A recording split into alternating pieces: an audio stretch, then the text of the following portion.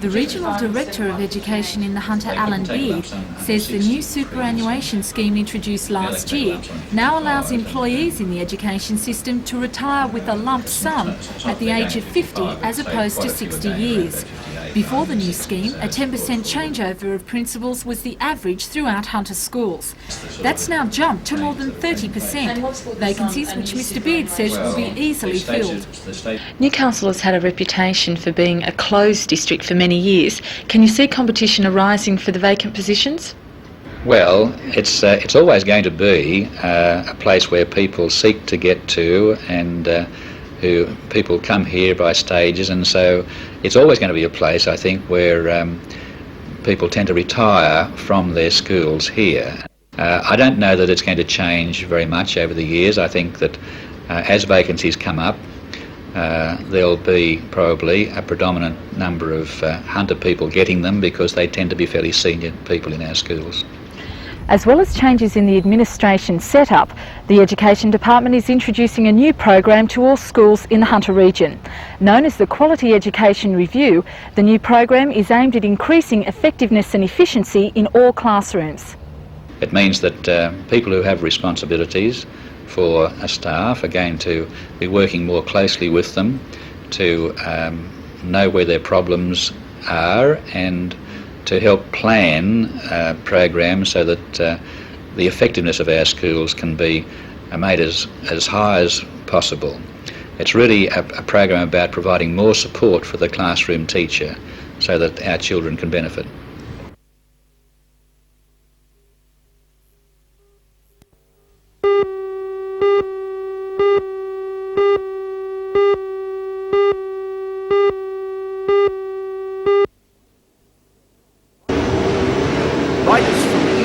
England, Denmark, New Zealand and Australia to take part in the Masters Classic. With some tough racing expected from America's double duo Rick Miller and Danny Moran, New Zealand's Mick Shearer and England's Peter Carr against some of Australia's top riders. Our great favourite Donny Moran won the Coca-Cola International promoted run 2 weeks ago and made it a double on Wednesday night, winning the Liverpool Masters with New Zealand's Mick Shearer coming in second. Newcastle-based Sean Wilmot and Queensland's Mark Carlson will back a host of local riders in an effort to win from the internationals. He's followed through the one who's making up the ground on the front runners. That's Brad Cameron. Cameron going through the pack. He's, oh, look at that roll, what a roll, he's still rolling. And a host of visiting big guns from Queensland, Victoria and the ACT. On the local scene, back out in front, but here's the danger man, Brad Cameron, starting to make up ground very quickly. He goes from 4th place up to 3rd now. He's got the leader in his sights, Brad Cameron, and he's shot to the lead. We'll also be on when the action starts at the Motordrome at 7:30 tomorrow night. Down onto the ground. That was...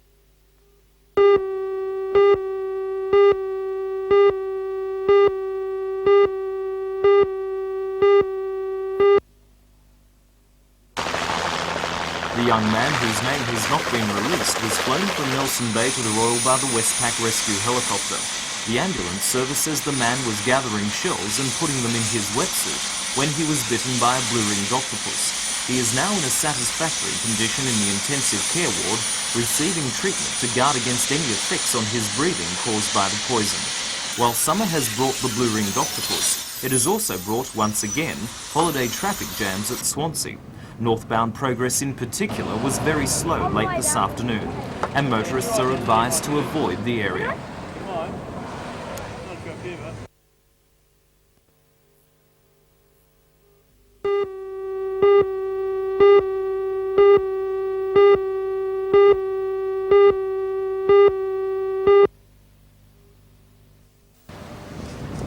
Smoke from the Madawi blaze has been staining Newcastle's northern skyline since it began at about 1:30 on Saturday afternoon.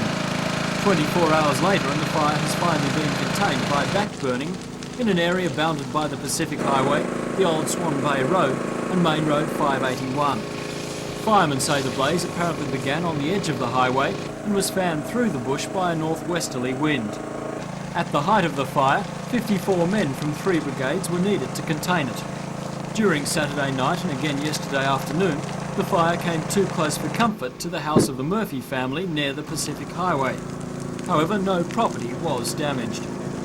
Meantime, hundreds of hectares of land around Fassifern were burnt out as a fire swept quickly through the bush, fanned by the morning northwesterly winds.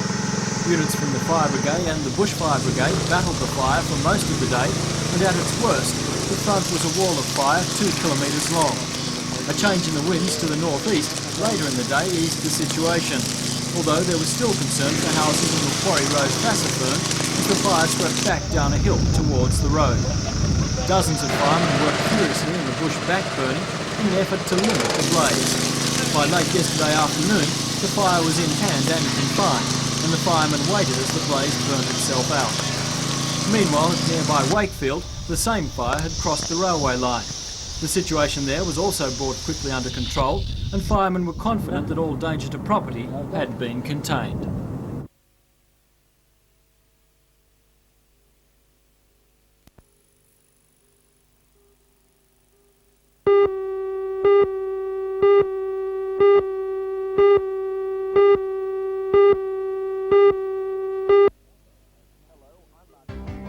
Hello, I'm Mark Matho, and tonight I'll be reporting on 2 incidents on the weekend in which people were bitten by blue-ringed octopuses. Despite the poisonings, authorities say there is nothing to worry about, and say the chances of being poisoned are extremely small. Join Ray Deneen and Anna Manzoni for all the news tonight at 6.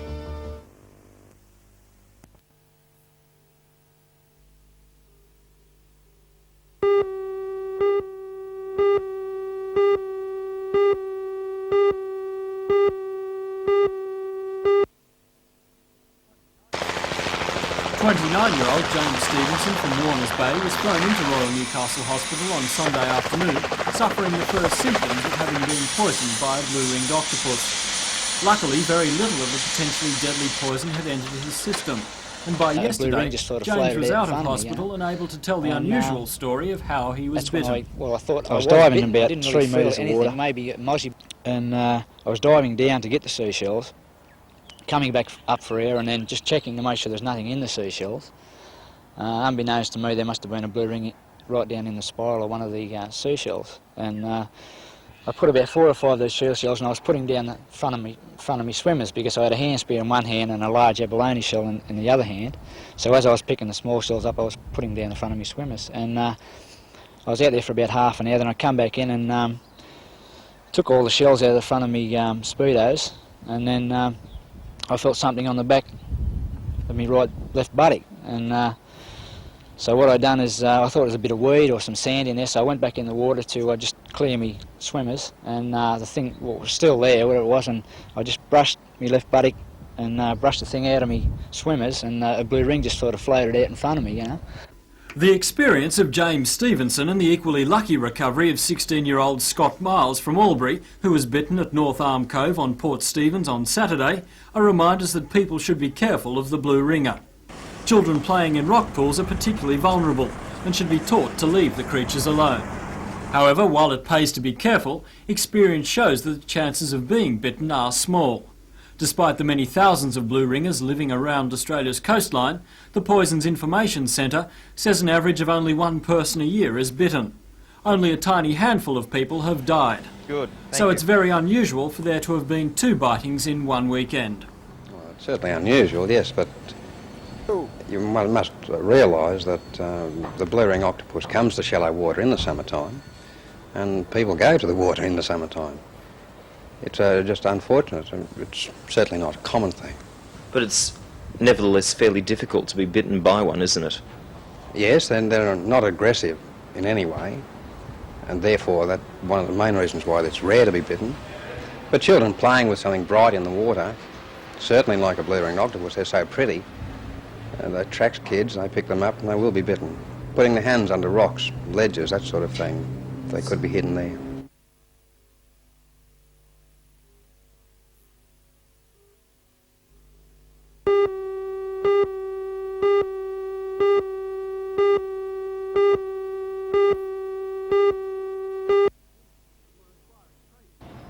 For aspiring tradesmen and women in the Hunter, the last 5 years has been a period of boom and bust. In 1981-82, the number of apprentices hired increased dramatically. to satisfy the demand generated by several major construction projects in the region. More than 2,500 apprentices were started during the 12-month period, but the following year's intake plummeted to just over half that figure. Worse still, as demand dried up, many companies could not afford to keep on their apprentices, and so the downward trend continued. Last year in the region, only 1,148 apprentices were taken on. The metal trade suffered the biggest fall, 75% down in 4 years. However, now things appear to be stabilising and even improving a little. The Industrial Relations Department's Apprenticeship Directorate believes the intake will be slightly higher this year in most trades. Apprenticeship Supervisor Stan Rippon says the intake has returned to a more realistic pre-boom level. Pre-boom situation. The figures that we have for this year, looking on the current trend, is comparable to the pre-boom era. Going on the figures coming through our office and the general inquiries and speaking to people in the industries, people are starting to show more of an interest in putting on apprentices.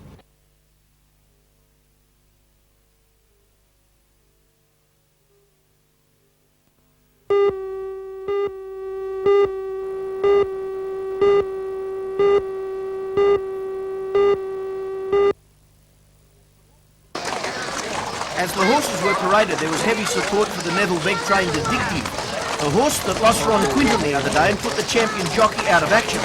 It started at 2-1 favourite. Wayne Harris's mount, Bijou Lane, was also attracting attention to start at 11-2, while local champion jockey Robert Thompson's mount, Sacomaray, was heavily backed to come in from an opening quote of 6-1 to start at about 7-2. And here they are from the top of the straight. Into the outside, Kiwi Kong, so come around to the clear. The widest runner is Addictive, and also it's lunchtime. And Bijou Lane starting to come through in the centre. They've got about 200 to go. Vona Gold tackled by Sir Cummeray. In third place on the outside, Kiwi Kong. Bijou Lane down the outside. And then came it's lunchtime, but Sir Cummeray takes over. Bijou Lane on the outside. In the third place, Kiwi Kong battling on. But Sir Cummeray in front from Kiwi Kong. Sir Cummeray's going home 2 along the line. And Sir Cummeray a half length. Second, Kiwi Kong. Bijou Lane is third, and then came Promises, followed by Volley. Second in the race was Kiwi Kong down and scores the rider, while Wayne Harris shot left to Hong Kong rode the third place killer, Bijou Lane.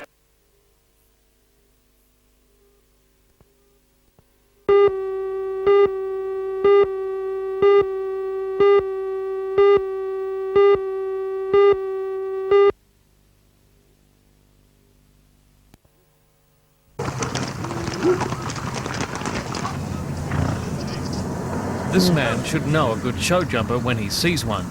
Kevin Bacon has been leading rider at the Sydney show on 18 separate occasions. He's been North American champion 5 times, has represented Australia at 3 Olympic Games, and is now competing on the European circuit. Last year's 11 Grand Prix events from Paris to Madrid, he was placed 9 times. But he's most at home near his birthplace at Dungog, and then on a horse.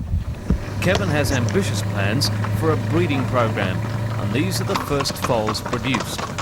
The sire is Pushka, a French thoroughbred born 2 years ago. Kevin says the horse is priceless. I honestly think the horse is the best horse I've ever had. The same blood as this stallion that I've got is Gallo Bay. He was sold to the Americans for $450,000, American. The mares are all Australian thoroughbreds.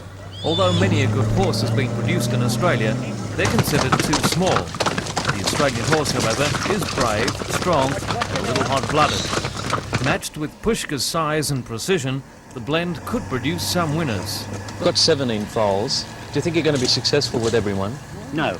If I breed 1 or 2 horses, that's all I need. I don't want to breed 20 or 30, 40.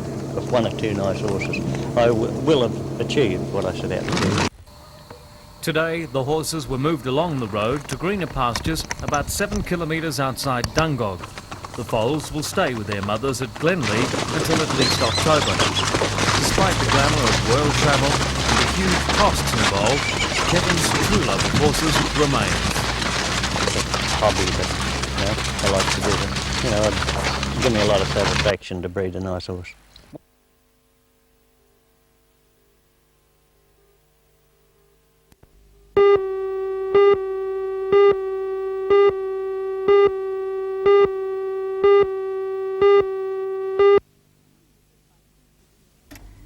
was hit by 2 severe electrical storms last night. Lightning strikes left an estimated 70,000 homes without electricity overnight.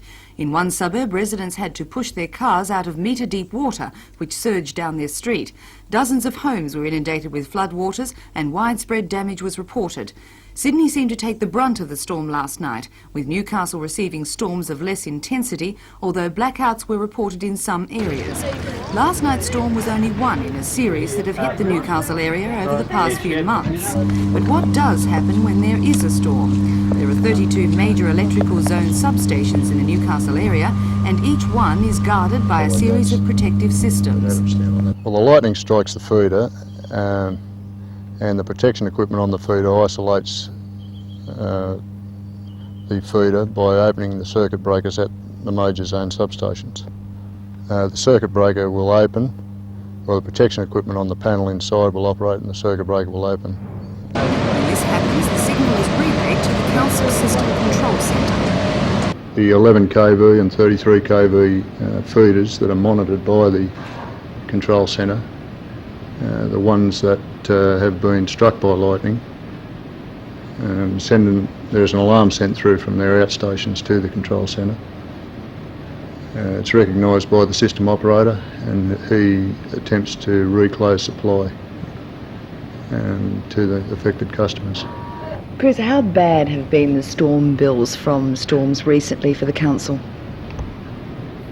The council normally budgets about $500,000 for repairs for storm damage a year. Probably the worst storm this year, being the one at Maitland, would have cost the council somewhere in the vicinity of $80,000. The storms in the Newcastle area have not been as intense, but most of the allocation would have been well used this year.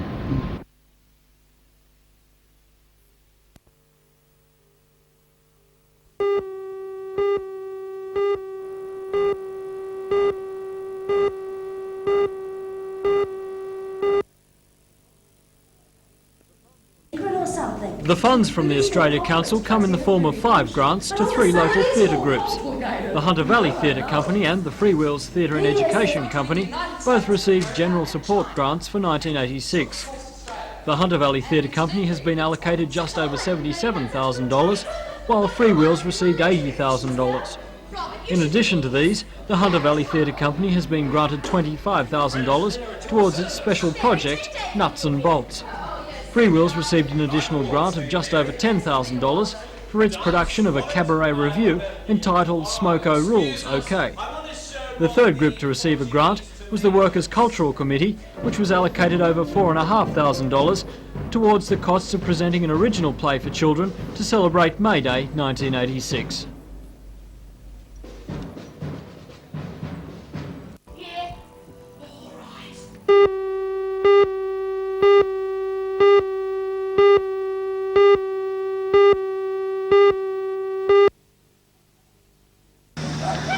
The expression "it's a dog's life" takes on a very different meaning when you walk into a dog show. To say that these dogs are well cared for is an understatement. Almost nothing is too good for the pampered pooches.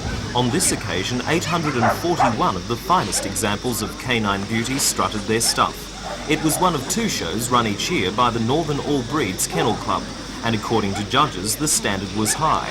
State Treasurer Ken Booth was there to hand out the top awards.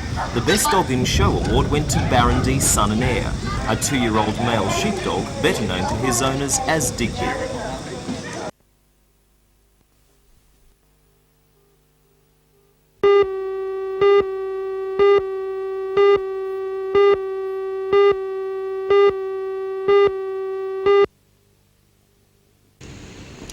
This is not your average 4-wheel drive, and the man behind the wheel is not your average 4-wheel drive enthusiast.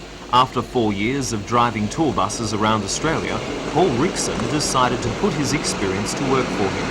He formed his own company, Adventure and Wildlife Park Treks, and devised a unique 9-day tour taking in the Hunter Valley and its mountains, Hanging Rock, Greenland, southern Queensland, Harvey Bay and Fraser Island. Keen to make the tours as comfortable as possible, Paul has arranged motel accommodation all the way. But what was needed was the right transport. After considering 50 different chassis, Paul decided on a converted Toyota Land Cruiser, built to stringent Department of Motor Transport requirements by a company in Perth. The chassis has been stretched and the spacious rear cabin now seats 12 people in coach-like comfort. At a final cost of $43,000, Paul's Toyota is the only one of its kind in Australia. Well, the concept of the project is to take people into the wilderness areas in the top of the Hunter and onto Fraser Island places where they can actually have comfort of travel with coach seats, air conditioning, good clean accommodation that doesn't cost the earth. There isn't anyone that I know of in New South Wales that's doing this at the moment, and there are a lot of people that like to get away without the camping concept but actually get into the wilderness areas. Paul takes the Toyota on its first tour starting February the 1st. Eventually, he hopes his unusual way of seeing Australia will attract tourists from overseas.